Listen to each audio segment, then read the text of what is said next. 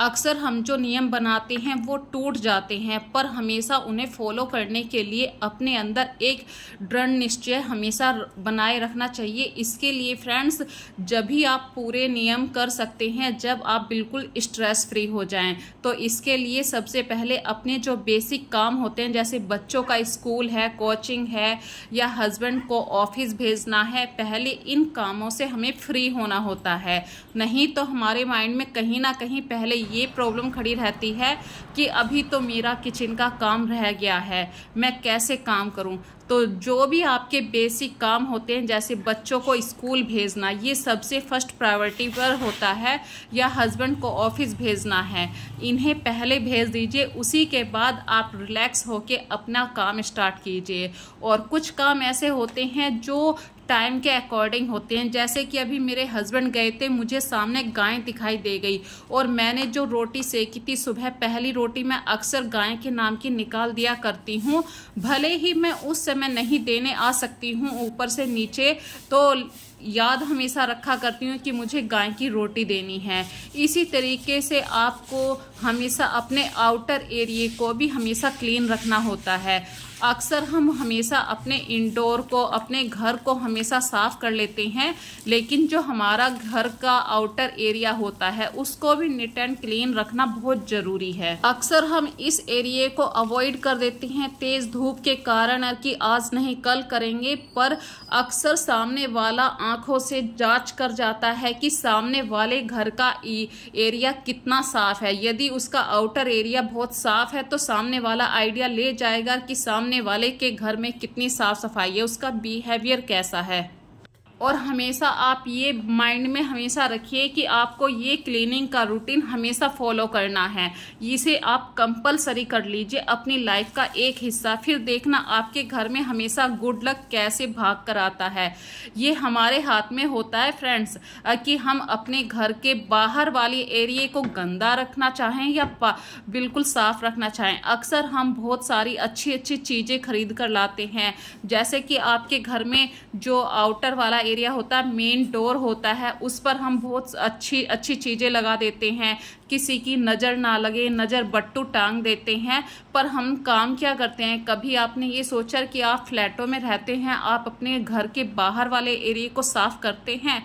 तो अपने good luck को कैसे इंक्रीज करना है आप बहुत ही अच्छे तरीके से जानते हैं। और फ्रेंड्स, मैंने अपने आउटर एरिया को साफ करने के बाद अपने एक रिक्वायरमेंट होती है अपनी बॉडी की, तो मुझे 1 कप चाय की अभी ज़रूरत थी, क्योंकि सुबह मैं जल्दी उठती हूँ और जब मैंने सुबह के वक्त में चाय नहीं पी पाई थी, अभी सबको अपने अपने काम पर भेजने के बाद रिलैक्स होके मैं 1 कप चाय पीऊँगी। और इसी समय मैं कुछ नोट्स की भी तैयारी कर लेती हूँ, अपनी डायरी लिख लेती हूँ, या अपने मन में जो थॉट आते हैं, जैसे क्लीनिंग करते हुए मैंने आज क्या क्या सोच रही थी, उन सारे थॉट्स को मैं एक डायरी में लिखती रहती हूँ।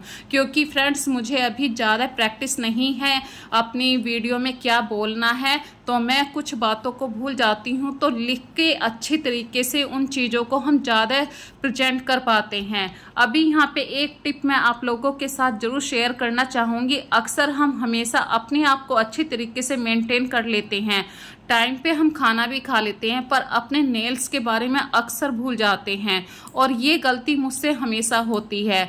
अब तो मैं इसलिए ध्यान रखने लगी हूँ क्योंकि मेरी बेटी काफ़ी बड़ी हो गई है, और वो अक्सर मुझे इस बात पे टोका करती है, मम्मी इतने सारे नेल पेंट है, आप अपने नेल पेंट को यूज़ किया करो, टाइम से अपने नेल्स को शेप दिया करो। तो यहाँ पे भी एक छोटा सा टिप्स है फ्रेंड्स। मैं पहले क्या गलती किया करती थी, अपने नेल्स ऐसे ही फर्श पे काट दिया करती थी, लेकिन कभी किसी ने मुझसे ऐसे ही बात करते हुए एक बात शेयर करी कि ये जो नेल्स नीचे गिर जाते हैं, ये किसी चिड़िया के पेट में भी जाएंगे, किसी गाय के भी पेट में जा सकते हैं, तो वहाँ से ये अच्छी बात नहीं होती।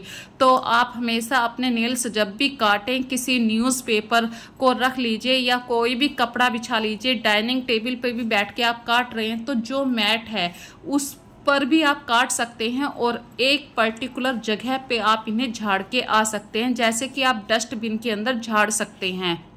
तो कभी कभी किसी की सीख इतनी काम आ जाती है। और देखिए, बिल्कुल मैट भी साफ हो गया। और ये सीख मुझे हमेशा याद रहेगी। यदि आपको ये बात अच्छी लगी है तो मुझे कमेंट में ज़रूर बताना। और फ्रेंड्स, कभी कभी टाइम शेड्यूल बहुत जल्दी बदल जाता है क्योंकि बारिश का मौसम हो रहा है, बच्चों के स्कूल खुल चुके हैं, तो उनकी ड्रेस क्या होती है, आजकल स्वेटिंग की प्रॉब्लम बहुत ज़्यादा होती है। जो कपड़े पूरा दिन यूज़ करें हैं तो मैं शाम को ही धो दिया करती हूँ, क्योंकि अगले दिन फिर से ज़्यादा कपड़े निकलते हैं। रात के पहने हुए सभी के कपड़े होते हैं तो बहुत ज़्यादा बर्डन आ जाता है कपड़ों का। तो मैं शाम को भी कुछ कपड़े धो रही हूँ क्योंकि स्वेटिंग की प्रॉब्लम ज़्यादा हो रही है और बच्चों की ड्रेस भी है। और आज जो मैं वीडियो में टिप्स आप लोगों के साथ शेयर कर रही हूँ, अक्सर हम लेट उठा करते हैं, अपने बॉडी पर बिल्कुल ध्यान नहीं करते हैं कि हमें एक्सरसाइज भी करनी चाहिए। यदि आप एक्सरसाइज नहीं कर पाते हैं तो फ्रेंड्स, अपना एक रूटीन ऐसा बना लीजिए कि आपको पक्का 1 घंटे के लिए घर से बाहर घूम कर आना है। और ये देखिए फ्रेंड्स, मेरे जो टेरेस है, छत है, वहाँ पे इतने अच्छे अच्छे पोर्टुकला के फूल खिले हुए हैं। और ये बरसात के सीजन में, गर्मी के सीजन में बढ़िया फ्लावरिंग कर रहे हैं। सूरज का कोई फर्क नहीं पड़ता, जितनी तेज धूप होती है उतने अच्छे ये फूल खिलते हैं। और मैं 1 घंटे बाद दूध लेकर आती हूँ। तो फ्रेंड्स, इस समय आपको अपनी बॉडी की रिक्वायरमेंट के अकॉर्डिंग आपको थोड़ा सा रिलैक्स भी होना चाहिए। ये नहीं है कि तुरंत आए काम पे लग गए। तो कुछ समय बैठने के बाद, 15-20 मिनट रिलैक्स करने के बाद फ्रेंड्स, मैं अपने घर की पहली झाड़ू लगाने के लिए अपने जो किचन के बाहर वाला बालकनी वाला एरिया है वहां पर आ जाती हूँ, क्योंकि अक्सर बूंदाबांदी के कारण सबसे पहले यहीं पर पानी गिरता है और गीले में झाड़ू लगाना मुझे पसंद नहीं है। तो ये एरिया मैं सबसे पहले साफ कर लेती हूँ, क्योंकि बूंदाबांदी कभी भी हो जाती है। और जो सुबह की पहली एनर्जी वाली ड्रिंक है, चाहे तो आप अपनी चाय कॉफी ले सकते हैं, जो भी आपको पसंद है। यदि आपको चाय कॉफ़ी पसंद है तो आप चाय कॉफ़ी भी ले सकते हैं। फ्रेंड्स, मैंने जो बादाम भिगोए हुए हैं ये अपने बेटे के लिए भिगोए हुए हैं। और जो किशमिश वाला पानी है ये मेरे हस्बैंड लिया करते हैं, तो मैं रात में ही इन्हें भिगो दिया करती हूँ। और मैं तो अक्सर चाय पीना पसंद करती हूँ। ये अक्सर आप लोगों ने मेरी पहली कई सारी वीडियो में देखा भी होगा। मैं चाय को बहुत ही दिल से पसंद करती हूँ। तो यहाँ पे एक और बात कहना चाहती हूँ, जब चाय बन रही है तो ये थोड़ा सा टाइम कंज्यूम करने वाले काम होते हैं। किचन में देखिए, मिनटों में तो कुछ भी नहीं बनता। इतनी देर में चाय बॉईल हो रही है, मैं कुछ और काम कर लेती हूँ। जैसे कि चीनी का डिब्बा रात में ही मैंने साफ करके रख दिया था, रात में ये सूख गया है। और मैं अभी चीनी या चाय पत्ती जो टाइम टू टाइम ग्रोसरी खाली होती रहती है उसे फिलअप भी कर देती हूँ। और ये रात में ही मुझे क्लियर हो गया था, चीनी बिल्कुल ख़त्म हो चुकी है। तो रात में ही मैंने चीनी का डिब्बा साफ करके रख दिया था। और 1 कप चाय का एंजॉय कीजिए फ्रेंड्स। और छोटी छोटी सी बातों का ध्यान रखिए अपने किचन को नीट एंड क्लीन रखने के लिए। जब आपने चाय बनाई, आपको 1 कप बनानी है, 2 कप बनानी है, तो जो भगोना खाली हो गया है उसे गैस पे मत छोड़िए, उसे तुरंत सिंक में डाल दीजिए। इससे 2-3 फायदे होंगे। आपकी गैस पे जो भगोना रखा हुआ वहाँ पे नेगेटिव एनर्जी नहीं रहेगी। गैस पे भगोना नहीं है तो आपकी रसोई भी साफ रहेगी।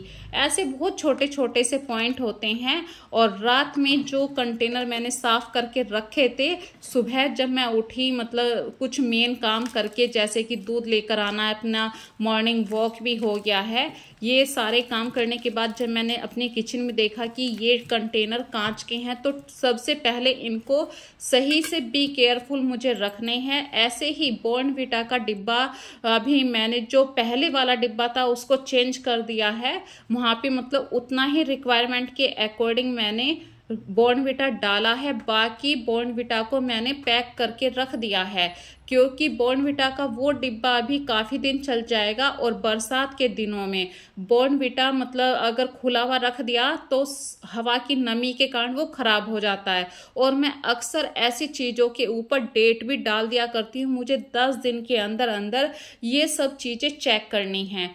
ऐसे ही फ्रेंड्स, अक्सर हम चाय, बिस्किट, नमकीन कुछ ना कुछ चाय के साथ लेते रहते हैं, लेकिन कंटेनर के अंदर लास्ट वाला जो पोर्शन होता है, लास्ट वाला जो हिस्सा होता है, वहाँ पे कुछ ना कुछ बिस्किट के कण ऐसे बारीक बारीक हो जाते हैं या टूट गए हैं बिस्किट, उनको ना हम खाना पसंद करते हैं। तो उन बिस्कुटों को आप किसी प्लेट में रख लीजिए, किसी गाय को दे दीजिए, चिड़िया को दे दीजिए।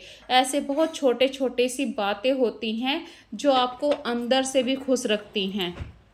और हम सब अपना घर अपने अपने तरीके से खूब साफ करने की कोशिश करते हैं और 100% हम इसमें कामयाब भी होते हैं।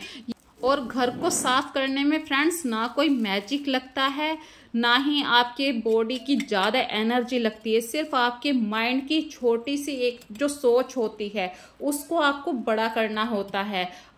ये काम किसी और का नहीं है, ये अपना काम है। और अपने काम को हम जब दिल से करना पसंद कर लेते हैं तो वो काम कभी भी आपको बर्डन नहीं लगते हैं। इसी तरीके से फ्रेंड्स देखिए, सुबह का टाइम है और मैं जल्दी उठ जाती हूँ, ये बात आप सभी अच्छी तरीके से जानते हैं। बच्चों का स्कूल है, ये 7:45 बजे की बात है, तो अभी ये 6:30 बज चुके हैं। तो मैं बच्चों के लिए फटाफट से खाना भी बना रही हूँ, क्योंकि कार्तिक स्कूल जाएगा 7:45 बजे। तो आज मैं उसके लिए बना रही हूँ तोरी और आलू की भुजी। अब तोरी के नाम से कार्तिक मतलब थोड़ा सा चिड़चिड़ाता है कि मैं तोरी नहीं खाने का, और अक्सर ये काम हर बच्चे के साथ होता है। यहाँ तक कि मैं कहूँ आस्था बड़ी हो गई है, आस्था भी इस प्रॉब्लम का सामना करती है।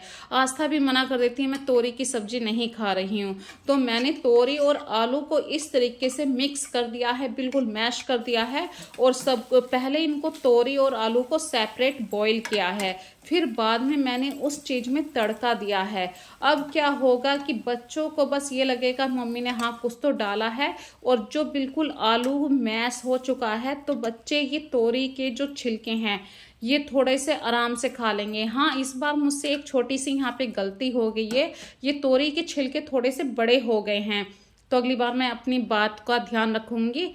और जब भी आप अपनी किचन को साफ करें या खाना बनाने के बाद, आप बर्डन समझ के साफ मत करिए, थोड़ा सा रिलैक्स कर लीजिए। जरूरी नहीं है कि आपको 9 बजे 10 बजे तक ही किचन साफ करनी है।